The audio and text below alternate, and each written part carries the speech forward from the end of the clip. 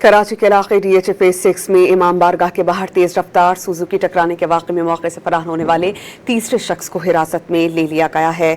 तीसरे शख्स मोमिन को कस्बा कॉलोनी से हिरासत में लिया गया है। जेर हिरासत तीनों अफराद नशे की हालत में थे। पुलिस इस बारे में ये बताती है। इस पर हम बात करेंगे डॉन न्यूज़ के रिपोर्टर मोहम्मद बिलाल खान से। बिलाल, बताइएगा मजीद क्या हक़ाइक़ सामने आए?